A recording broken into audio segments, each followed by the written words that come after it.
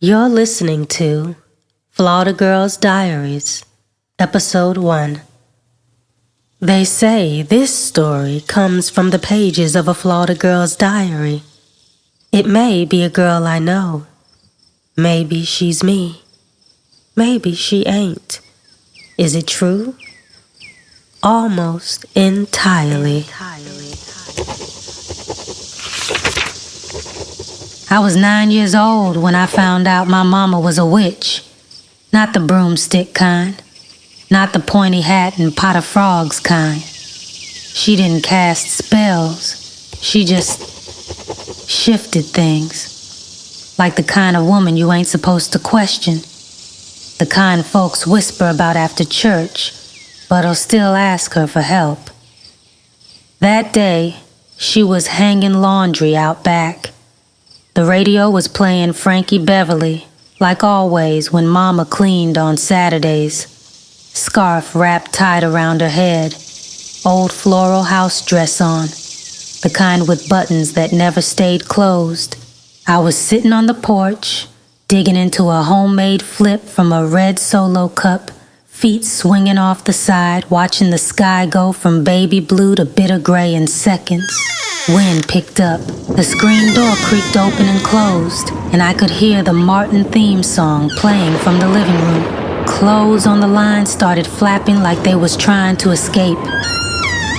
That's when she looked up at that sky, dead in the eye, and said softly, "Not today." That's all. No Bible verse, no incense, just a look and a whisper, and the sky obeyed. The clouds tucked they thunder in and kept it pushing. After that, I started watching her closer, how her hair never frizzed in humidity, how her heels never cracked no matter how long she walked on that hot pavement, how her coffee never got cold. And the wind, it moved around her, not just near her, but around her, like it respected her space. Auntie Lynn said it was just her strong spirit. Said black women always carried something extra. Uncle Henry said it was attitude. Said Mama always had that don't start none, won't be none energy since she was little. Daddy? He ain't say much at all. He mostly just drank his beer, smoked his Newport, and called her crazy when he couldn't keep up. But I knew. I knew when she'd hum, and the neighbor's dog would go silent. I knew when she touched my forehead during fevers, and I'd wake up healed. I knew when she said, "That man ain't gonna last 6 more months." And 3 months later, he was in the obituary column. She wasn't evil. She ain't cursed people. She just saw things. And sometimes, she'd pretend she didn't. Like the time she looked at my 5th grade teacher and said, "He don't need to be round no cheering." Didn't say why, but 2 weeks later, he was fired out of nowhere, and I swear to God she didn't blink. I never told nobody, 'cause what do you say? My mama's a witch, but like, not the kind that laughs hysterically and stirs a pot of potion. Nah, I just kept it to myself. Kept watching her move through the world like she had invisible strings tied to the sky. Like she knew something none of us did. That's why Auntie Lynn always came to Mama for taking any pills the doctor gave her. "Sissy, what you think?" And Mama would close her eyes, gripping the pills in her hand, like she was listening to something deeper than the room. Leave that one alone. I got something better for you."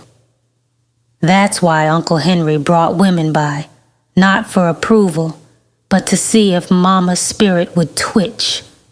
"Just don't put her on your insurance," she'd say, eyes still fixed on her tea. "Something's off in her spirit. You feel it?" She'd chuckle sometimes and say, "That's why your daddy's still here. He know better than to test what the wind already told me." When folks asked me what I wanted to be when I grew up, I used to say, a gardener, a wife, a mother. But really, I wanted to be like Momma. I wanted to be a witch. Now, I'm older, and I know the world don't believe in magic the way it used to. Everything gotta be proven, documented, certified. But some things, you just feel. Like the way Momma knew when I was lying, even over the phone. Or how her prayers would shift the mood in a room like smoke. I used to wonder if I got any of it. If that kind of power could pass down, like cheekbones or knock knees. And then, one day, I was taking a stroll barefoot. I wanted to be close to Mother Earth. Thunder erupted through the Flawda sky.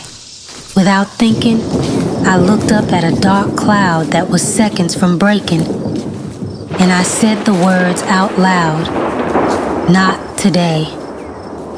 The clouds pulled back like they revered my voice.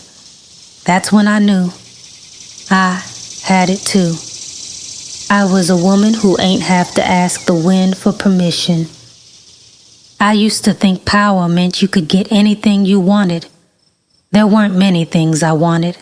Like I said, I wanted to be like Momma, a gardener, the closest thing to a magician I could get. A wife, a mother, divine and feminine. I tended to the orange groves. My garden was so ripe, it fed the entire town. Men and women came to pick from it, and I fed them all. And that's when he arrived. He was tall, carved out of sunlight and soil, smelled like citrus and sweat. I wanted him. Bad. But he didn't want me back. Not really. Not the way I needed. So I did what my mama never taught me to do. I whispered his name into the dirt, lit candles I ain't pray over, tied strings round oranges like they were sacred, even though my intentions weren't. I used my gift like a trick, like a trap, and for a while, it worked. He came around, told me things I thought I needed to hear, touched my skin like he meant it. But I could feel it, the hollowness behind his smile, the way the wind wouldn't come near me when he was around. I was losing it, that pull, that knowing. My nature, intuition maybe, whatever it was, I used to feel it like a cool breeze. Maybe that was the magic, but it was gone.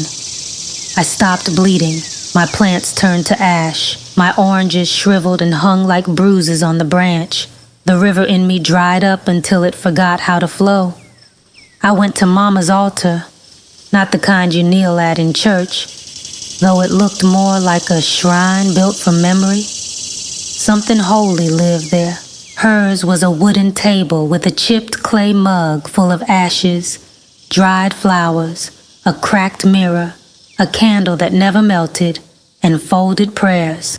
Out of answers, I knelt down, trying to pray the mess away, but my spirit felt loud, unsettled, like it didn't fit inside me no more. Then I opened her old prayer book, the one she said wasn't really a book, just a place where truth got recorded. Inside, I found this. Power used in ego is just a performance, but power aligned with purpose, that's divine. I stayed away from mirrors for a while, 'cause I didn't like who was looking back. She was desperate, ashy from the inside out, pretty enough on the surface, but empty where her spirit used to hum. I thought I needed him to fill that space, or to draw a sharp check near a want of mine. But Mama's voice stayed in my head, soft, but firm like the earth itself. You don't beg for the sun, baby. you become the flame. So I stopped lighting candles for love and started lighting them for myself. I stopped praying for him to see me and started asking God to help me see myself again. I built an altar of my own, watered my plants with care and purpose, walked barefoot through the grass, and let the wind decide if it missed me. And one morning, I woke up bleeding, not in pain, but in promise. The first drop hit the dirt like prophecy. The air shifted. The birds came back singing. And I knew I wasn't just my mama's daughter. I was a continuation of every woman who ever knew her being was more than decoration for adoration. That it was a portal, a storm, a spell. My name is Zora, and I'm a witch, just like my mama. I don't chase the wind. I whisper to it, and it listens, and then it whispers back. Thank you for listening to an almost entirely untrue short story from Flawda Girls Diaries.